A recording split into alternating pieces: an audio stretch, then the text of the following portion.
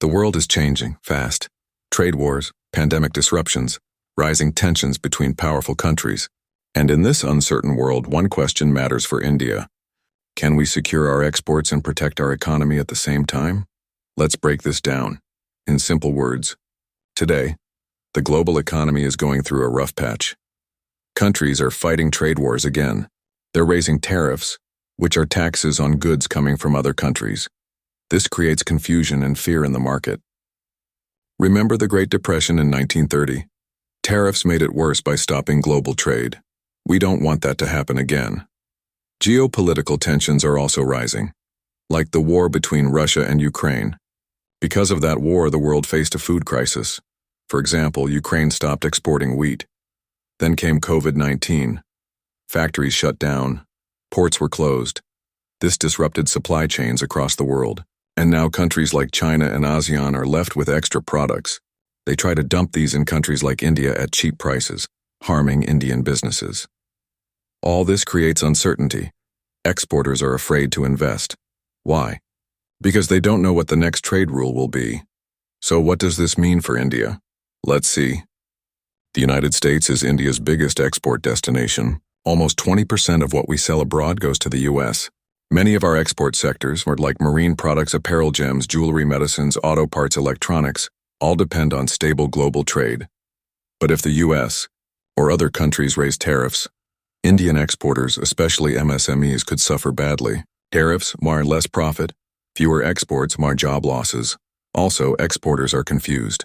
If they don't know what the future tariffs will be, how can they plan new orders? There's another danger, dumping. Dumping means selling goods at a very low price just to clear extra stock. Countries like China and some ASEAN nations are trying to dump products in India. That hurts local manufacturers who can't match those prices. But here's the good news. India has a plan. India is actively negotiating bilateral trade agreements, BTAs.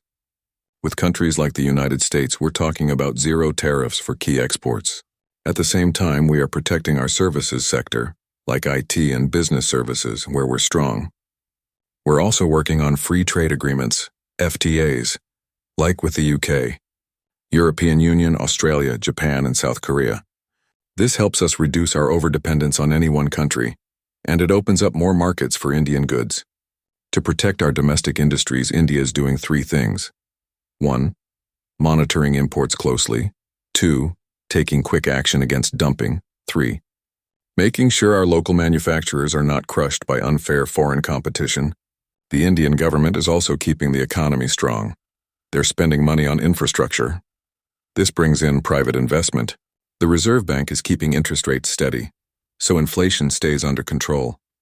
India is also inviting global companies to move their factories here. Many companies want to leave China. India says, "Come here instead." And to attract them, India is focusing on specific sectors like electronics, auto parts, and green energy.